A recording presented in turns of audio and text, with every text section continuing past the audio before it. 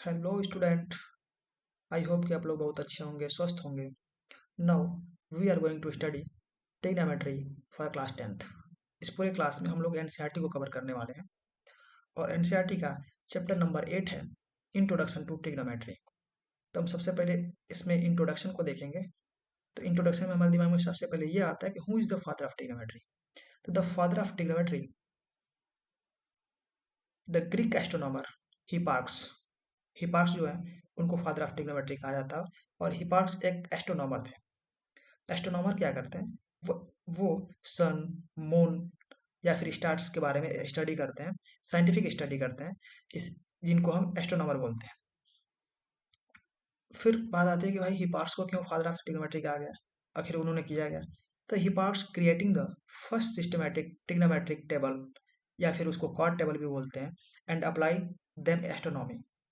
जो हिपार्क्स थे वो पहले ऐसे व्यक्ति थे जिन्होंने सिस्टमैटिक ट्रिग्नोमेट्रिक टेबल दिया था और उन्होंने अपने इस ट्रिग्नोमेट्री को अप्लाई किया था अपने एस्ट्रोनॉमी में।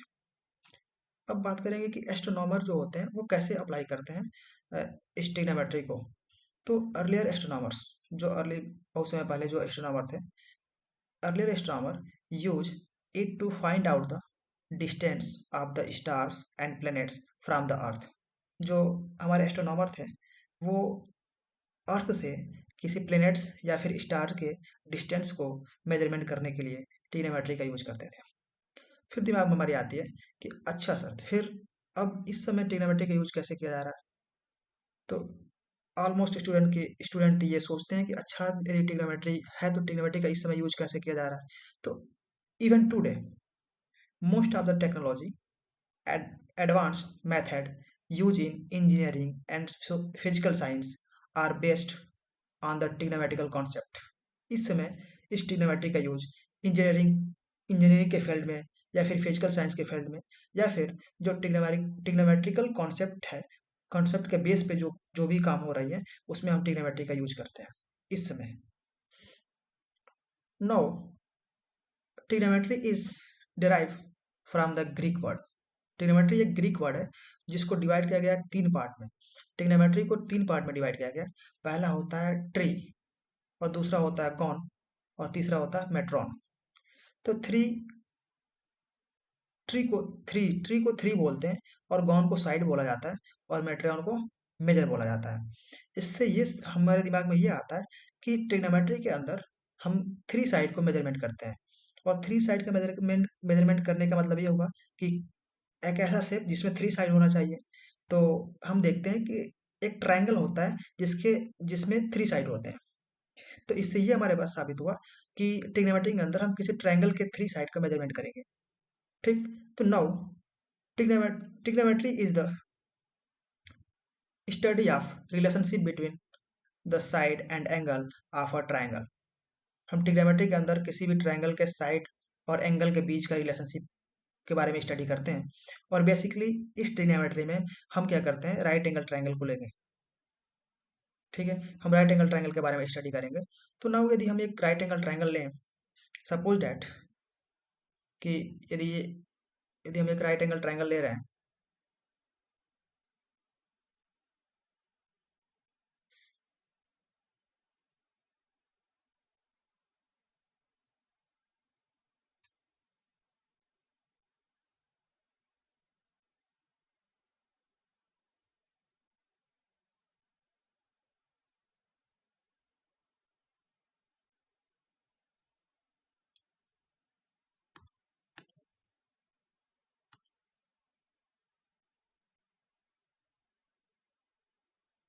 यदि ये हमारा एक राइट एंगल ट्रायंगल है और इसका हम यदि नाम दे दें, ये हमारा हो गया ए, ये हो गया बी, ये हो गया सी। यहाँ पे हमारे एक राइट एंगल बन रहा है, 90 डिग्री बन रहा है। तो हमको पता है कि 90 डिग्री का जो सामने का जो साइड होता है, यानी साइड बी सी, ये इसको हम बोलते हैं हाइपोटेनस। हाइपोटेनस, इसको बोलते हैं हम बेस, और इसको बोलते हैं हम परपेंडिकुलर। परपेंडिकुलर,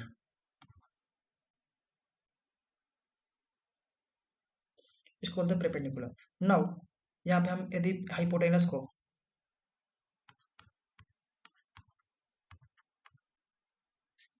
यदि हम एच बोले, कैपिटल एच, बेस को हम कैपिटल बी बोले, और परपेंडिकुलर को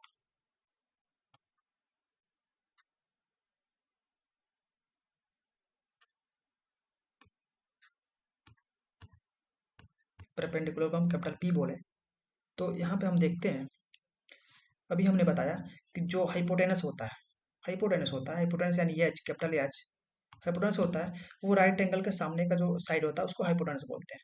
तो यानी हम लिख सकते हैं यहाँ पे कि in front of right angle,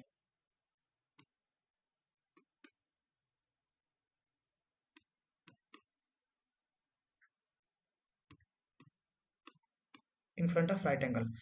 वहीं फिर यहीं पे बात आ जाती है, ये तो हमारा हाइपोटेनस क्लियर हो गया कि हाइपोटेनस क्या होता है, जो राइट एंगल का सामने का जो साइड होती है उसको हम हाइपोटेनस बोलते हैं। अब बात आती है कि बेस किसे बोलेंगे और परपेंडिकुलर किसे बोलेंगे। यानी ये हमारे पास हो गया बेस, और ये हो गया मेरे पास परपेंडिकुलर। और बेस और परपेंडिकुलर किसे बोलेंगे, तो बेस और परपेंडिकुलर डिपेंड करता है एंगल पे। तो ये होता है angle angle dependent, angle dependent होता है, ये एंगल पर डिपेंड करता है। तो फिर हम क्या बोल रहे हैं, फिर यहाँ पे बात करेंगे हम कि हम कैसे कैसे कैसे जानेंगे कि ये परपेंडिकुलर है, ये बेस है। तो तो यहाँ पे यदि यदि कोई एंगल है, यदि सपोज दैट कि यदि हम इसको एंगल मान लिए, सपोज दैट मान लीजिए कि मैंने इस बी को, ये बी को यदि हम थीटा एंगल माने, तो यहाँ पे क्या होता है कि जो थीटा के सामने, जस्ट सामने, थीटा के रिफरेंस में यदि जो साइड है, थीटा के रिफरेंस सामने के रिफरेंस में, थीटा के रिफरेंस में जो साइड मिलता है, सामने जो साइड है, यानी ए सी, ये हमारा परपेंडिकुलर होता है। यानी थीटा जो एंगल लेते हैं, उस एंगल के सामने जो साइड होता है वो परपेंडिकुलर बोला जाता है। और जिस पे हमने एंगल लिया है उसको हम बेस बोलते हैं। यानी हमने एंगल थीटा, बी पर मैंने थीटा एंगल लिया, तो उसके सामने जो होगा ए सी, जो इसका साइड है, उसको हम बोलेंगे परपेंडिकुलर। और जिस पे ये एंगल लिया गया है उसको हम बोलेंगे बेस। तो ये हमारा एंगल पर डिपेंड करता है, क्या, बेस और परपेंडिकुलर। अगेन एक और हम यदि ट्रायंगल लें, तो यहाँ पे एक और हम ट्रायंगल लेते हैं।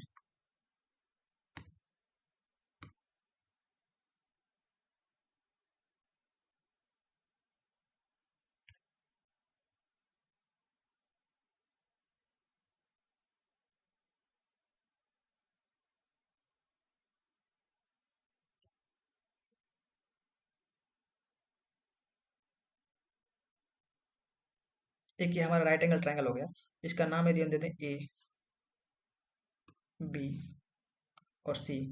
अभी हमने बताया कि ये हमारा क्या होता है, 90 डिग्री का होता है, और 90 डिग्री का सामने जो साइड बनता है उसको हम बोलते हैं एच, हाइपोटेनस। अब हमारे सपोज है कि हम इसको एंगल, यदि सी को हम थीटा एंगल ले रहे हैं, तो थीटा के सामने जो साइड होगा ये हमारा परपेंडिकुलर हो जाएगा। यानी अभी हमने बताया कि जो परपेंडिकुलर और बेस होते हैं, ये हमारा क्या होता है, एंगल डिपेंडेंट होता है। तो ये एंगल डिपेंडेंट होता है, तो यानी थीटा के जो सामने वाला होता है वो हमारा क्या बोला जाता है, परपेंडिकुलर, जो हम एंगल लिए होते हैं। तो ये हमारा परपेंडिकुलर पी हो जाएगा। और जिस पे हम एंगल लिए होते हैं, यानी जिस पे हमने थीटा लिया है, उसको हम बोलते हैं बेस। तो इस तरह से हमने देखा कि ये जो बेस और परपेंडिकुलर होते हैं, वो कैसे कैसे पहचानेंगे कि कौन बेस होगा और कौन परपेंडिकुलर होगा। तो मैंने अभी अभी हम लोगों ने देखा कि थीटा के रेफरेंस में यदि हम जो जो सामने का जो साइड होता है उसको हम परपेंडिकुलर बोलते हैं। और जिस साइड पे हमने लिया होता है, क्या, थीटा लिया होता है, एंगल लिए होते हैं, उसको हम बोलते हैं बेस। ठीक है।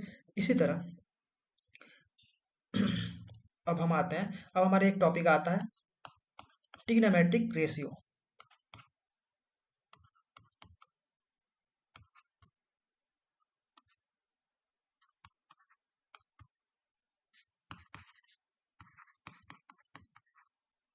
ट्रिग्नोमेट्रिक रेशियोज, हमारे मैथमेटिशियन जो थे, उन्होंने कुछ रेशियोज दिए, ट्रिग्नोमेट्रिक कुछ रेशियोज दिए।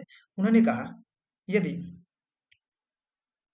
यदि उन्होंने बताया, यदि यदि पी अपन एच हुआ तो इसको क्या बोलेंगे, सपोज। तो उन्होंने कहा यदि पी अपन एच का जो रिलेशनशिप होगा, परपेंडिकुलर और हाइपोटेनस का जो बीच का रिलेशनशिप होगा, उसको हम बोलेंगे साइन थीटा। उन्होंने एक इसका नाम दे दिया, sine theta. Sine theta equal to हो गया P upon H, perpendicular upon hypotenuse. फिर उन्होंने कहा यदि बेस अपन हाइपोटेनस होगा तब इसको क्या बोलेंगे, तो बेस अपन हाइपोटेनस जो होगा तो उसको उन्होंने दिया कॉस थीटा।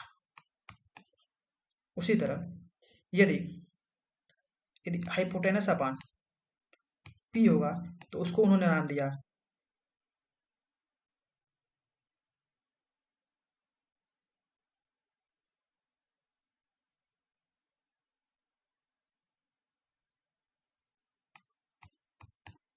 Cosec theta. ठीक है। उसी तरह यदि उन्होंने उन्होंने कहा कि यदि यहाँ पे हमारा पी अपान बी होगा तो उसको उन्होंने नाम दिया टेन थीटा। Tan theta.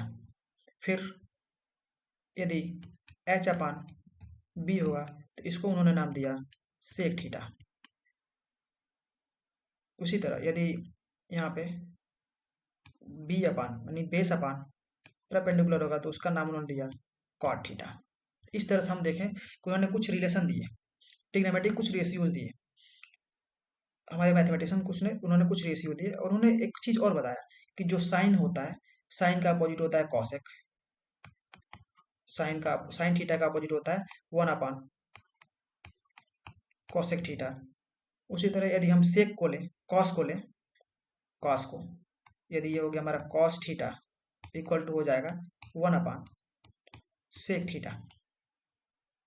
उसी तरह यदि हम टेन को लें,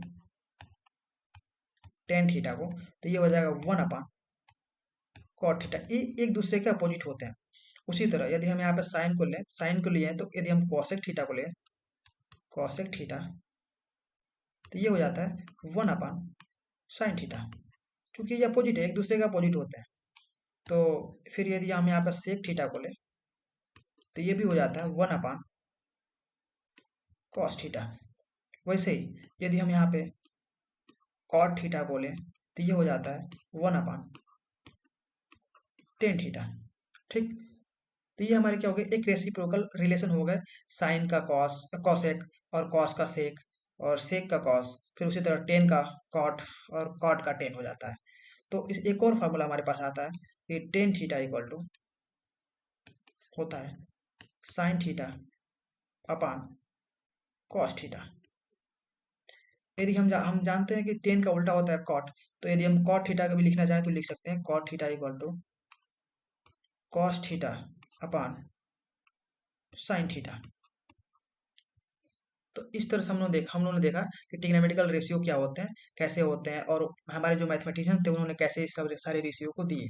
ठीक। यदि हम एक एग्जाम्पल से समझें, एक हम यहाँ पे एग्जाम्पल सॉल्व करें तो एग्जाम्पल से हम बता सकते हैं कि क्या हो सकता है। अच्छा, एक मैं यहाँ पर ट्रिक बताता हूँ कि कैसे इसको याद रखा जाएगा। कि ऐसे सपोज दैट एक ये मेरा ट्रिक हो गया, एक मेरा ट्रिक होगा, एक ट्रिक है कि हम कैसे साइन थीटा फिर कॉस थीटा या फिर सेक थीटा, इन सबके रिलेशन जो है, ट्रिग्नोमेट्रिकल रेशियो जो है, वो हम कैसे याद रखेंगे। उसके लिए एक ट्रिक है हम लोग पास कि ये हो जाएगा P,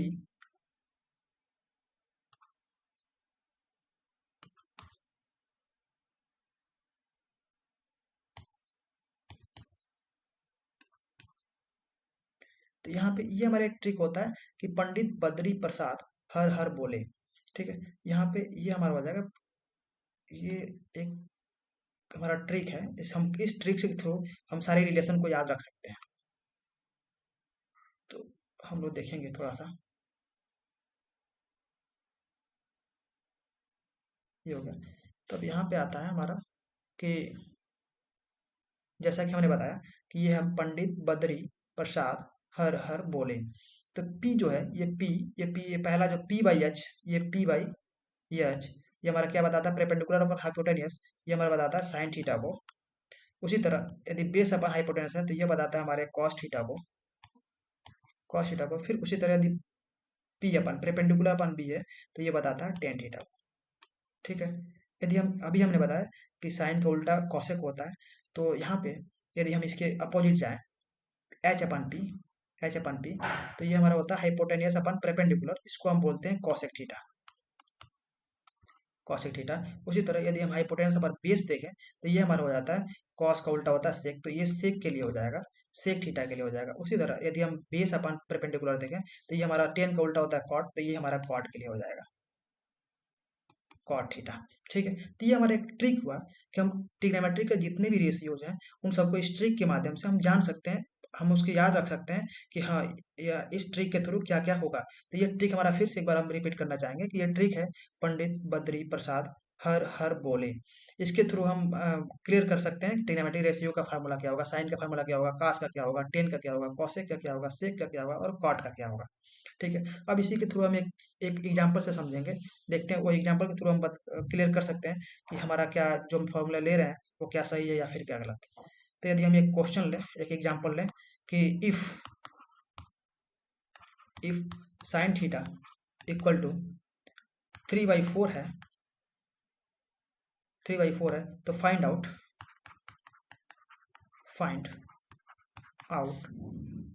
find out the all trigonometrical ratio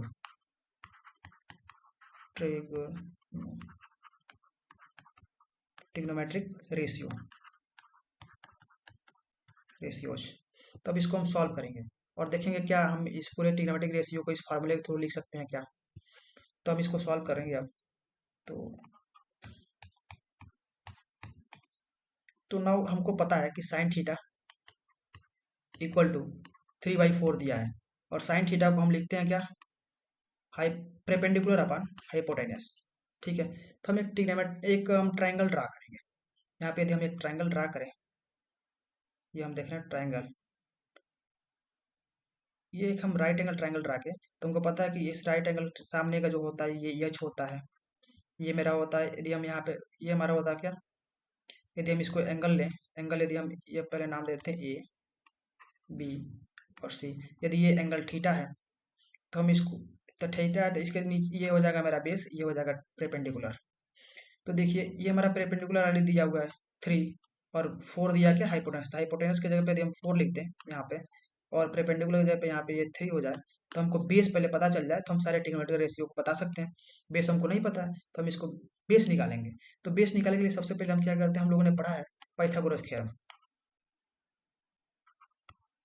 Pythagoras theorem हमने पढ़ा है।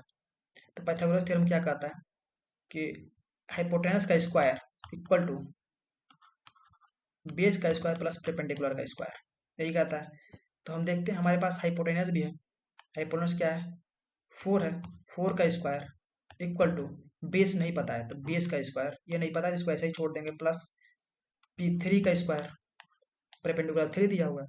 तो हम इसको जब फाइंड आउट करेंगे तो मिलेगा 4 का स्क्वायर जब करेंगे तो ये हो जाएगा मेरा 60 इक्वल टू बी का स्क्वायर मतलब बेस का स्क्वायर प्लस 9।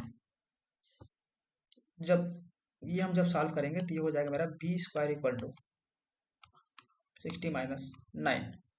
तो ये हो जाएगा बी स्क्वायर इक्वल टू, तो 60 माइनस 9 होगा तो क्या हो जाएगा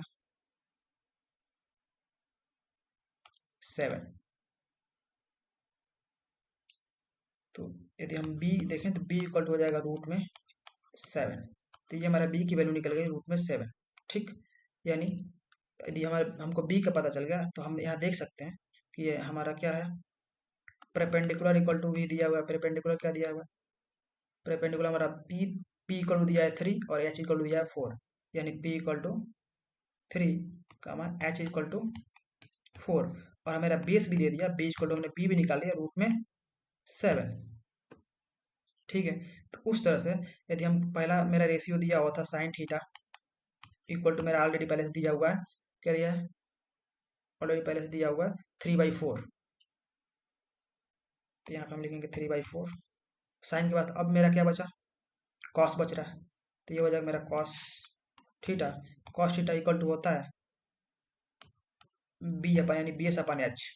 तो बेस मेरा क्या दिया हुआ, बेस अभी हमने निकाला, बेस है रूट में 7, आई एच मेरा क्या है, एच मेरा क्या है 4, यहाँ पे एच मेरा दिया हुआ है 4, ये 4। फिर अब अगला मेरा ट्रिग्नोमेट्रिक रेशियो क्या है, कॉस हो गया। फिर अब हमारा आता है टेन थीटा, तो टेन थीटा की वैल्यू क्या होती है, टेन थीटा इक्वल टू होता है P upon H, sorry P अपन बी। तो ये हमारा पी क्या दिया हुआ है, पी हमको ऑलरेडी पता है, पी दिया हुआ है 3, तो हम लिखेंगे 3, बेस मेरा दिया है √7। उसी तरह हमको पता है कि साइन का अपोजिट होता है कॉसेक, इसका अपोजिट होता है कॉसेक, कॉसेक थीटा की वैल्यू हो जाएगी 4/3।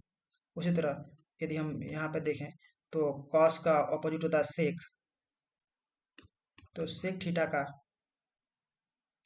हो जाएगा सेक थीटा इक्वल टू 4/√7। उसी तरह टेन का अपोजिट होता है कॉट, तो ये कॉट थीटा इक्वल हो जाएगा √7/3। तो इस तरह से हमने देखा कि इस एग्जाम्पल के थ्रू हमने देखा इस सारे ट्रिग्नोमेट्रिकल रेशियो की वैल्यू क्या क्या आएंगी, इन सभी ट्रिग्नोमेट्रिकल रेशियो की वैल्यू क्या क्या आया। इस तरह से हमने ये देखा, इसका पूरा फार्मूला देख लिया हमने। तो अब हम अपना क्लास यहीं पे क्लोज करेंगे।